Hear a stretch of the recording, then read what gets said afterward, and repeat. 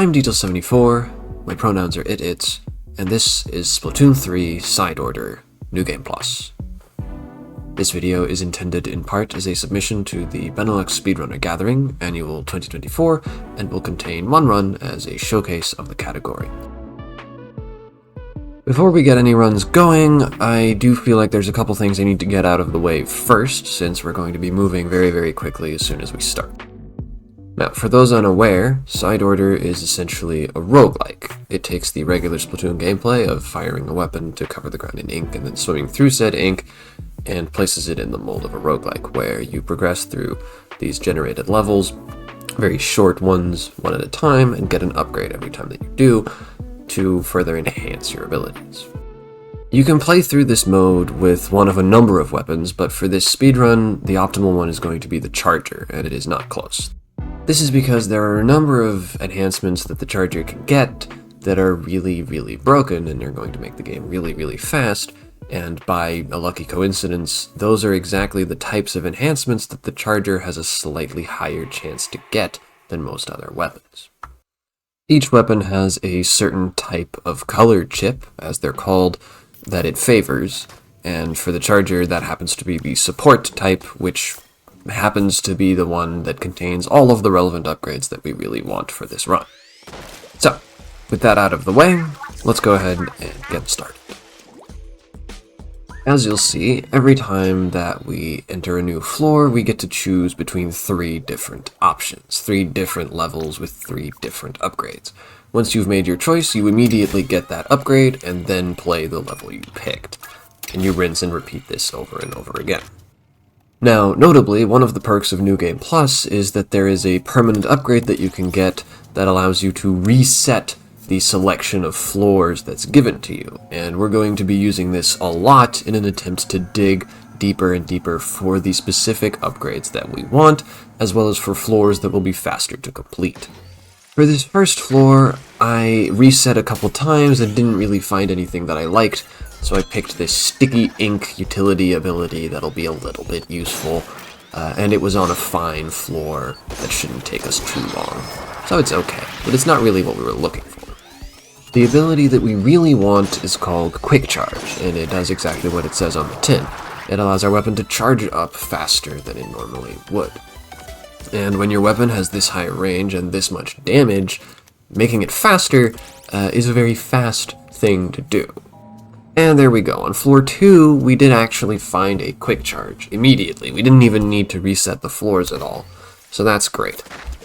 Really, we want to get as many instances of Quick Charge as we can as quickly as possible. This is the main upgrade that we're looking for. It stacks up to 5 times, and if you get all 5 of them, your weapon essentially charges instantaneously, which, needless to say, is extremely powerful. Now, this level right here, you'll note that I flew up into the air a couple times there. That's because these little springy enemies, when you kill them, they leave behind these springs on the ground. If you touch those, you go flying. It can get really chaotic, and notably, our weapon charges really slowly in the air, so we don't actually want to do that, and it's pretty slow to accidentally get launched like that. There's 5 different types of objectives that a floor can have. Either, like the 2 floors that we've played so far, you have to kill all of the portals that are spawning enemies continuously, or you have to defend a certain zone on the map, or you have to guide a tower, or you have to put an 8-ball into the 8-ball socket, or you have to kill a couple specific enemies that are trying to run away from you. And it's really the portals and the seeking missions, that is, the ones where you have to chase these specific enemies, that we're mostly looking for, because those are the ones that get made significantly faster by having this high range, high damage sort of weapon. Something else that's important to note here before we get too far into this is that we generally time these runs using the in-game timer at the end of the run, as opposed to a real-time stopwatch like LiveSplit here. I have the splits up while I'm running anyway, just because I think it's fun to have both, but you'll see me take some extra time out of my day during the floor select to really think about what I'm doing, because that time doesn't count towards the in-game time, and so doesn't really impact my actual time at the end. Now, notably, in-game time also doesn't pass on vending machine floors, like the one that I just went to, where I bought another tick of quick charge. Yippee, by the way. So we will just pick vending machine floors almost always when they're offered, because it's a free floor, it doesn't cost any time, and you do get to advance up to the next one, so it's really, really fast. Now, right there, you might have noticed I got bit in the ass quite a lot, and really didn't seem to care. One of the other perks of running New Game Plus is that we have a bunch of permanent upgrades that reduce enemy damage and that sort of stuff. So enemies are really not that big of a deal, and we can just go whole hog on trying to go fast. Right here, we get a little lucky, and we get offered a double upgrade on one of these floors, and it's one that we actually want. This is homing shots. It, again, does what it says on the tin. It's going to make it so that our shots have some amount of aimbot to them. And the more instances of homing shots you have, the more potent the aimbot will be. We don't actually want too much of this, or it'll overcorrect and become really difficult to use, but 2 to 3 instances of it is actually very helpful.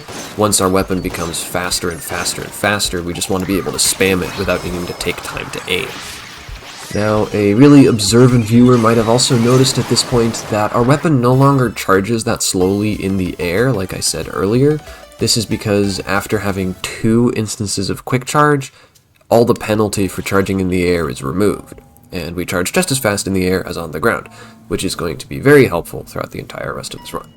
Here we get lucky and get another vending machine floor, which is already great because it's fast in its own right, but then would you look at that, yippee, quick charge is offered.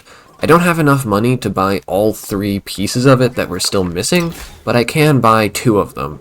So our weapon charges really, really fast now, but would you look at that, we get offered our last instance of quick charge immediately on the next floor. So we are in business. This is going to set our charge speed to 5% of what it's supposed to be, which is basically instantly, so we can just machine gun everything down from here on out. The only problem is it still costs ink to use, and so we're going to run out of ink really, really fast as well. So we're going to want some kind of ink efficiency upgrades to compensate for that. Also, the floor that this upgrade was on is unfortunately a very slow one. This is a zone's defense floor, which is really the worst type that you just don't want to play. They can take 40 seconds or a minute. They're just the worst. But for this good of an upgrade this early on, it's definitely worth it. Now you're also noticing the homing shots is finally really coming into play. Because my weapon charges so fast now, taking the time to aim would cut down on the number of shots that I can throw out. And so because homing shots is going to help me just sort of kill stuff without really needing to bother, I can keep spamming the button and really blow everything up. At this point in recording my commentary, I've just realized that when I recorded this run, I had live split in such a place that it obscures the in-game timer when I end a level. So I unfortunately can't refer to like, oh look, I did that floor so fast, or oh that floor was so slow, because it won't show, which is kind of a shame. Right here we get a nice and fast floor. Portals on the pyramid is one of the fastest floors at this point in the run. We can just sort of shoot it down with our hyper-powered charger, and it'll be over very quickly, and it's got a useful ability. This is going to make our ink recover faster once we've used it, which will be very helpful given how quickly we run out of ink. Yeah, you'll notice a little bit of awkwardness there at the end, as I was just out of ink, and all I really needed to do was fire 1 or 2 more shots at that last portal to end the floor, but I just had to take a second to recharge in order to do that. So if we get more ink efficiency upgrades so we can avoid having to do awkward little stutters like that, we're going to get a lot faster on some of these later floors. Right here we're coming up on our first boss. This is Pinging Martial, who is a ball with only relatively small weak points. But with our homing shots and our incredibly fast rate of fire with a high range, high power weapon, she's not going to last as long as you might think.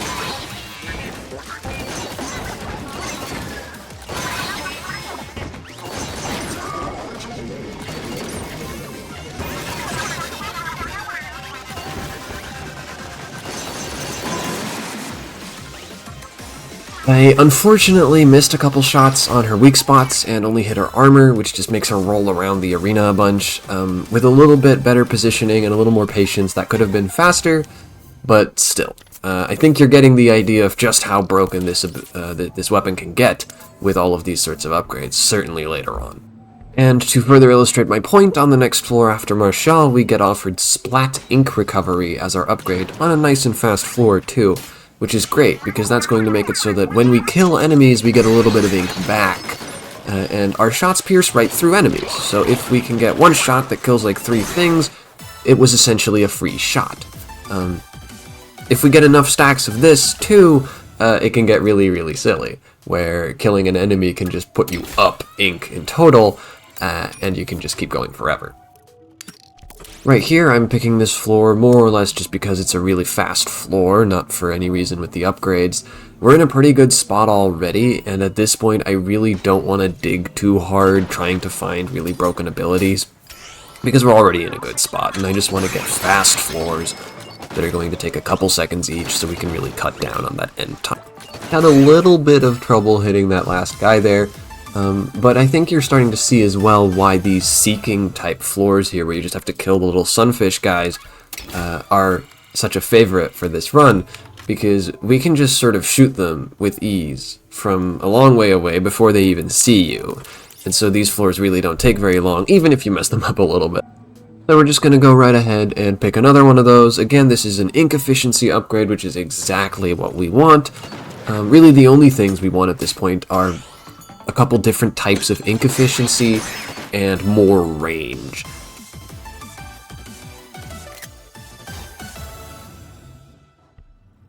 I'm pausing briefly here to highlight the fact that we just completed that floor in a second. This run is hilarious. After that 1 second floor, we can get a 0 second floor by simply picking this vending machine. Like I said before, we're going to really be on the lookout for these. They're really fast. They might even have something useful, but mostly they're just really fast because they don't count towards in-game time, so we're always happy to see them. You might notice that I'm doing these little jumps and then gliding with the Pearl drone on the vending machine floors. This is because that's actually faster than simply running, and so when you don't have access to your weaponry and you can't paint the floor so you can't swim, that's the fastest way to move in side order. It's not super useful because the vending machine floors don't even count towards in-game time, but if you care about real time at all, and I kind of do a little bit, then that's a useful thing to do. So that vending machine had Splat Ink Recovery, and I had enough money to buy all 3 stacks of it that were available. So now, whenever we kill anything, we get 10% of our ink tank back, which is just about as much as it costs to fire a shot, maybe a little bit more. So if we can kill multiple enemies with 1 shot, we're now gaining ink. Things are starting to get very silly. Thinking long and hard about what floor to choose here, or maybe whether to reset again, and I end up picking this floor. The ability that it's got isn't super useful, it's just going to marginally increase my damage output, it's sort of whatever, but it's on a really, really fast floor. And so despite the fact that there's a danger warning on it, I don't care too much, because this is a pretty small floor with some portals on it. We can just shoot them and move on. This is exactly the type of floors that we want to see if we want to go really, really fast.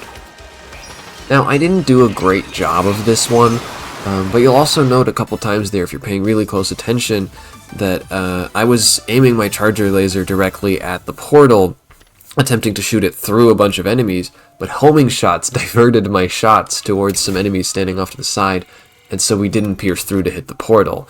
This is the way that homing shots can be a bit of a pain sometimes. It's still usually worth it, but you do have to really position around it and play with the homing shots and be aware of it, because it's easy to shoot yourself in the foot. And with a weapon like this, you really don't want to do that. So right here, yet again, I'm picking a floor with an ability I don't give a single damn about, but that's just going to be nice and fast. There's just these 4 guys, we shoot them, we move on. It's great.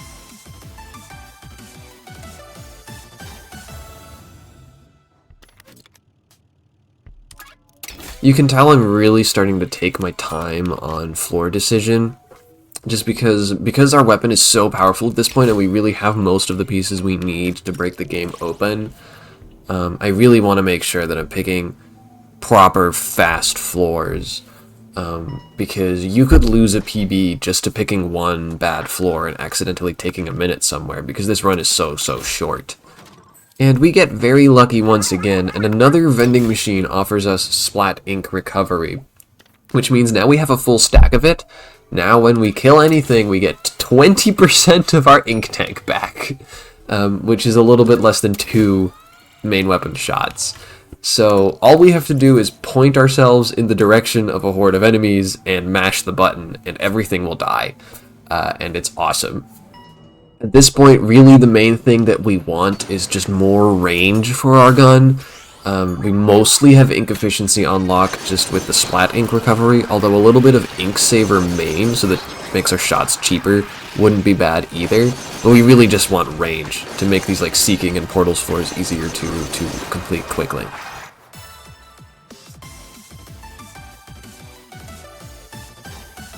So having completed floor 19, we've made our way to another boss, and we're offered Harmony here, but that boss is very, very slow, so I'm going to reset it, and instead we're going to fight Rondo, which is going to be much faster. We're just going to point our gun at it, and it's going to die, just the same way that Marshall did. Hopefully it'll be a bit faster than that, hopefully I won't mess it up.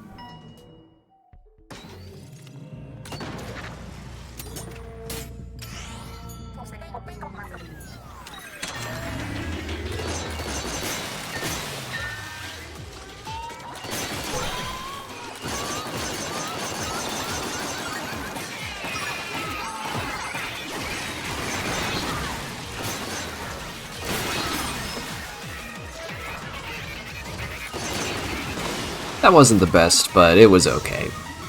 Notably, using the triple ink strike special weapon there in the middle is very effective against Rondo for some reason. It's like she takes like multiplicative amounts of damage from that for some reason, so anytime that you use it, like 2 of the layers immediately just die. It's pretty cool. There's some notable cheese involved with that boss fight where 3 out of the layers of the fight have these lights on them. And those are the only layers you actually need to kill. Once those 3 are dead, the rest explode and the boss fight is over. Unfortunately, one of those is all the way at the top, and so usually you end up sort of killing all the layers anyway, like I just did.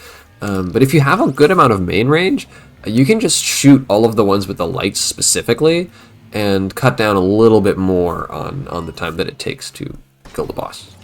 If you've ever been to one of those trampoline halls, you'll like this floor.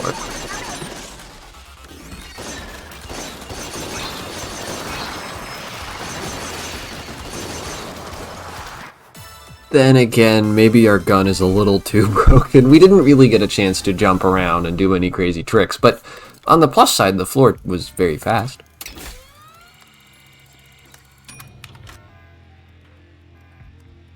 Once again here, I'm spending a lot of time deciding whether I want to pick any of these floors, and I eventually say, yeah, fine, this floor here, I don't care about the ability, but it's fast. Let's just do it.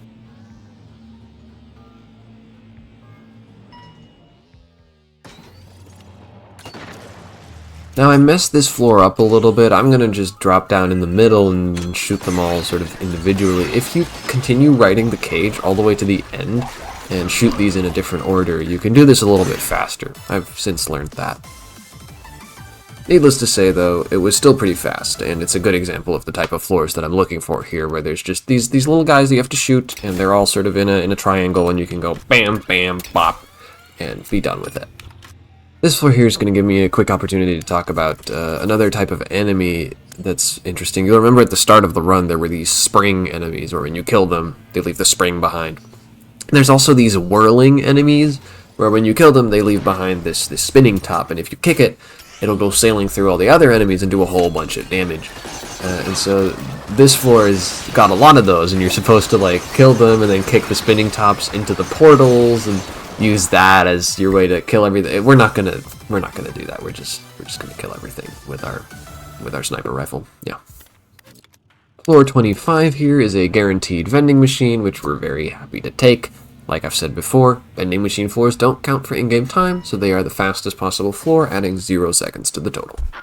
Right here, since I've got so much money, I'm just going to actually spend a little money to reset the vending machine's offerings and see if there's something more useful in there. I wouldn't normally do this because it's pretty pricey, but with this much money this late in the game, it's fine. I'm opting not to buy a third stack of homing shots here. I already went over earlier how sometimes it just screws you up, and so if the homing shots is more powerful, more present, sometimes it only gets worse. and I've just gotten pretty comfortable with this 2 stack that I've had this entire time. I'm not going to risk screwing myself up. On that first round of floor offerings there, you'll note that there was a double stack of main range on that bottom option, which is like exactly what we want, right? More main range is the only thing that really makes this build any better at this point. I really, really would have liked to pick that, but unfortunately, it was on a zones floor, and it was on probably the worst, slowest, most annoying zones floor. Picking that would have been a gigantic mistake, and so unfortunately, no matter how good the upgrades on it were, I just can't pick it.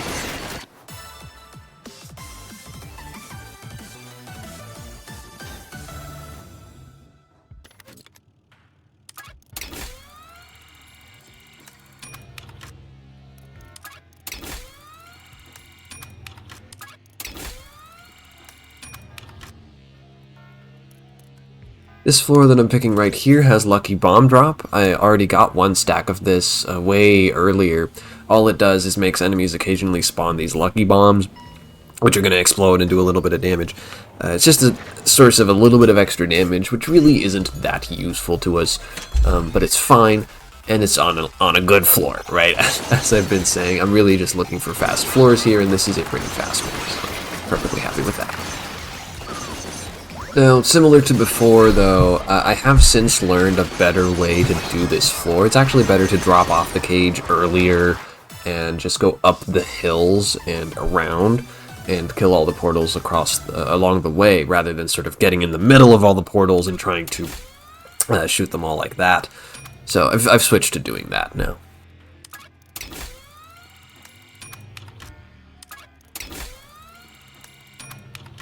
So right here, Marina's just offering us only slow floors, basically only zones, 8-ball and tower floors, and 1 really bad portals floor that I don't want to take.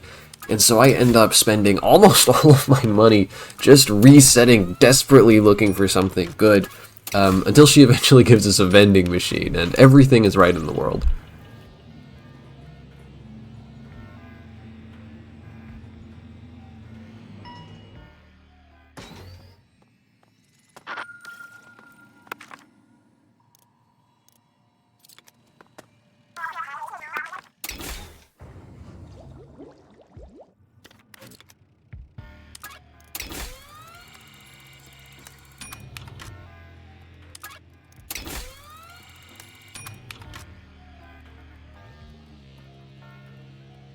Now here's where it goes wrong. I get offered a whole bunch of perfectly reasonable portals floors, but I get greedy and I say, nah, we can do better. Nah, we can do better. Nah, we can do better. And I keep resetting until I run out of cash, and then I get forced into picking this really sucky zones floor that at least has a good upgrade, yippee! But it's such a slow floor that I lose like 40 seconds to this, probably-ish.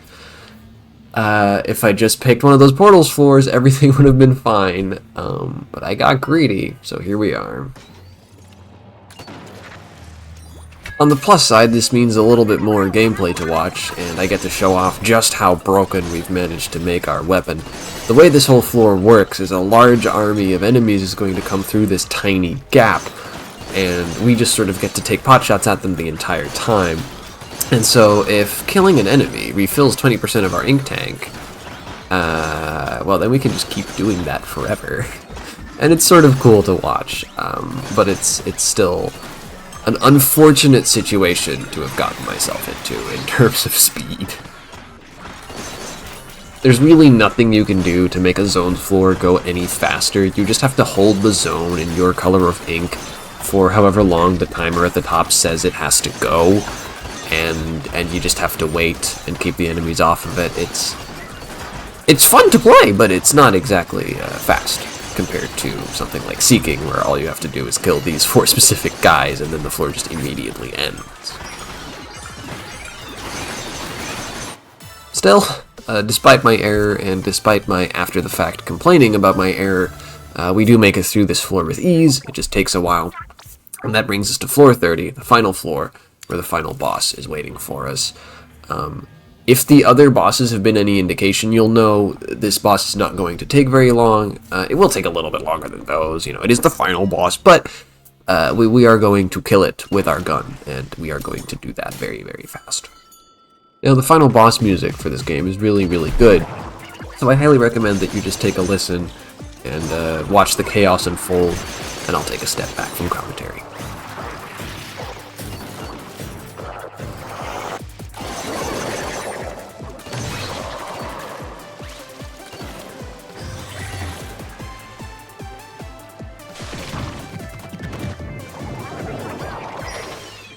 So all we have to do in this fight is simply kill all of these portals that Smollusk spawns every phase, and once we've done that, the barrier surrounding Smollusk is going to go away, and we get to damage him. Now, the health that he has on each phase increases, and the number of portals that he summons each phase also increases, so each phase is a little bit longer than the last, and it's going to get increasingly difficult also to quickly kill Smollusk with the limited amount of ink that we have.